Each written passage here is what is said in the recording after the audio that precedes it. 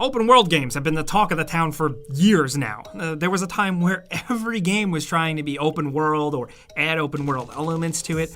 There are tons and tons of famous open world games, but today we want to highlight the lesser known ones. The open world games that were awesome and a bit underrated. The ones that didn't blow up to be super mainstream. There are so many to mention, so we just picked out our favorites here. We're looking forward to hearing yours in the comments. But anyways, here are 7 great open world games that are often forgotten. Starting off with number 7, Dragon's Dogma. Now this was a hack and slashy action role-playing game. At first glance, it might look generic, knights, swords, mages, dragons, and castles, the typical video game fantasy stuff, but it's a Capcom joint, straight from Japan. One of the directors is freaking Hideaki Itsuno, known for his work on Devil May Cry, Power Stone, and a bunch of other Capcom properties. And it shows too, man. I mean, it's essentially a Japanese take on a Western fantasy RPG, and it kicks ass. You choose a class and venture out into a big open fantasy world filled with lush vegetation and some big monsters to slay. You have an artificial intelligence group party that follows you and you can give them some commands, but one of the most fun gameplay aspects was being able to grab and climb up on some enemies to get the advantage and get some critical attacks in. It always looked cool and it was fun to do from a gameplay perspective. Really, the combat flow and animations, the characters, and the general vibe really made this game feel special, and it's unfortunate that a lot of people overlooked it. Thankfully, it did get a new lease on life with a re-release on newer consoles with a lot of tweaks and new content with Dragon's Dogma Dark Arisen, which we still recommend very highly. Now over at number 6, Sleeping Dogs, another game that just kicks ass, man. One of my favorite games ever, actually. In a world still recovering from rampant Grand Theft Auto clones, Sleeping Dogs released and it felt like a breath of fresh air. It's arcade-style gameplay and driving and action mixed with some good storytelling and fun, but not like overly jam-packed open-world gameplay elements that just really made itself stand out. Especially with the fact that the combat really emphasized melee over gunplay.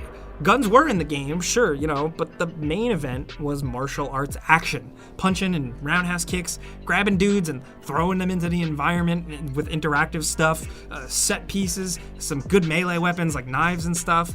Chasing dudes through the streets of Hong Kong as a loose cannon undercover cop never got old. The city was filled, too, with a surprising amount of detail and variety and plenty of opportunities for chaos and blood and face punching and general destruction. Thankfully, as much as we think it is often forgotten, it has been ported to the newer generation consoles, and yes, it still holds up, dude. But over at number 5, let's talk about Stalker, Shadow of Chernobyl. Hell yeah, PC fans, let's talk about this for a second. Shadow of Chernobyl has a big map. Okay, yeah, it's divided by loading, but for its time, it was one of the most intriguing, irradiated wastelands for you to explore. It's got that perfect, spooky Chernobyl incident vibe, and this was before we saw it depicted in more media like, the original Modern Warfare a few months before, and then eventually stuff like the excellent Chernobyl HBO show. The zone here was just a great playground for survival and exploration. This being a first-person survival horror shooter game with RPG elements, the gameplay was sweet, but the landscape, the zone, really made it all that much sweeter. Despite being in pretty open areas and fields and stuff, existing in the game was still unnerving. Plus, there was a good amount of variety, from woods to clearings to different types of weather and buildings. It was just awesome. We still can't wait to see that new Stalker game that they've been working on and been really quiet about. Fingers crossed we get some more information soon, because this series needs to make a comeback. Now on to number 4, Far Cry 2.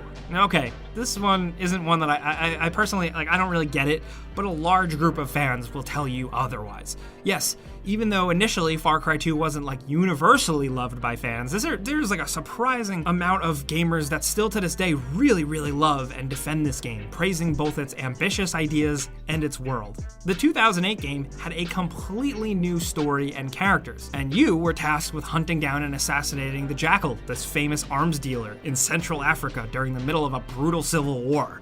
The setting was the most unique aspect and really made this open world game feel special. It was kind of like a microcosm, a vertical slice of the content of Africa here, with little bits of everything, the variety. Small town villages with buildings, dense jungles, savannas, plains, all filled with wildlife, and you had direct agency over all of it with some surprising levels of destruction. It also just made for some great atmosphere. A lot of it was really tense and unnerving, while also being a little vast and mysterious, if that makes sense. There were some gameplay elements that some loved and some hated, but you can't deny that the world they built for you to exist in here was pretty awesome for the time. Now over at number 3, let's talk about the Saboteur. Saboteur, it's, hard to pronounce for dumb Americans like me, but it was from 2009, and it's World War II German-occupied France, and you're dumped in an open-world Paris that's completely black and white. It's up to you to use stealth and espionage and guerrilla tactics to wrestle control from the Nazis, and as you do weaken their control, areas of the map get color again. And you see it actually manifested in the gameplay. It was cool. It wasn't perfect, but really it was creative and just straight up unlike anything else that really was released at the time in terms of open world games. Despite that, a lot of people never played it, and people don't talk about it too much. For a 2009 game, it also gave you a surprising amount of the city to run around in and mess around in, and also climb quite a bit and spend a lot of time on rooftops. Also, it was Pandemic Studios, the team behind the Mercenary series, Destroy All Humans, Star Wars Battlefront. We really miss them, and EA closed them after this game. You guys know sometimes we like to talk about deep-cut Pandemic games, and we thought the Saboteur was the perfect game to include on this list. Now down to number 2, Prototype. Yeah, remember the Prototypes? Both Prototype 1 and 2? They were totally cool. They were released at a weird time, there were growing pains with the platforms and just gaming in general, not to mention the fact that these games were like weird, grim, dark edgelord simulators. Still, the anti-hero thing was kind of fun. It was a bit of Spider-Man Web of Shadows, except instead of saving people in the city as Spider-Man, you're like a Resident Evil-style lab horror creation man, and you're just killing and exploding things. This was also a time when, Activision used to make games like this when they were down to experiment. Yeah, I kind of miss those days. Where some of the bigger corporations would spend a bunch of money on weird games like this. Well, anyway, you're Alex Mercer in this game, who wakes up with shape-shifting powers and gets thrust into this vast conspiracy. He wears a cool hood, and he's kind of angry and edgy, but the game is so much more than that, and it's so much fun. It is larger than life. You use your powers to leap massive distances, you run up skyscrapers, and you cut through enemy tanks with massive claws.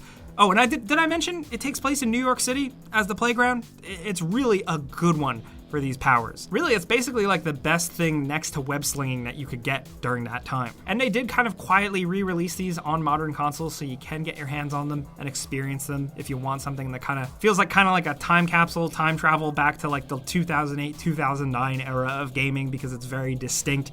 Yeah. Port observer calling a rain dance. Make it wet in the kill box. Target marked. Out. Rover initiating barrage. Hold on to your ass. But over at number 1, Mad Max. Let's talk about this. What a special surprise gem this game turned out to be, at least for us here at gameranx. Released in 2015, it did drop the same week as Metal Gear Solid 5, The Phantom Pain, so it was basically doomed to be brushed aside. Maybe people thought, it's a licensed game, it's based on a movie, it's probably not that great.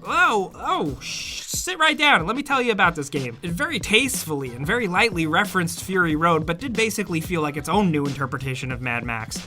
You are a fresh version of Max out in a fresh version of the post-apocalyptic wasteland, and it's you and your car. You're working to upgrade both, clearing out camps and bases with open world style with freaky Mad Max style bad guys with the occasional guns, but mostly Arkham style brutal combat. The open world wasteland was big, straight up vast, but really lonely and mysterious. You saw remnants of the past, but some areas were so torn and twisted it felt like you were on another planet. They also did a really good job of the fact that everything's dried out desert, they still used color in really creative ways to make different areas feel unique. You had the time to observe the scenery while you were cruising around in your upgraded, customized ride, at least until you were attacked or came upon a convoy. Then you would engage in the game's car combat, which was also surprisingly satisfying.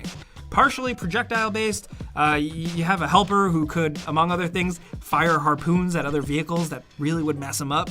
The physics were fun, the sense of speed was cool, and it was just overall really satisfying. And this and the melee combat combined actually made for a surprisingly challenging game. At times, it could get pretty shockingly difficult. Aside from some cookie-cutter open-world mission designs at some point, how the heck did this game turn out so good? Well, it was developed by Avalanche Studios, the folks behind Just Cause, so there's that. Now, it wasn't a financial failure by any means, but this game in particular really feels like one that people just completely forgot a month or so after release. So we want to remind you that Mad Max from 2015 is a good video game. Agreed.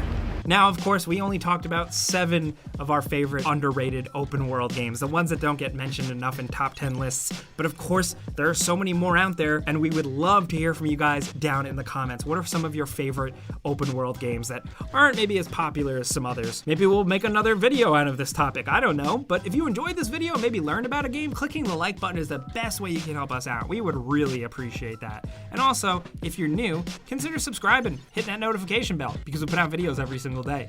But as always, thanks for watching, and we'll see you guys next time.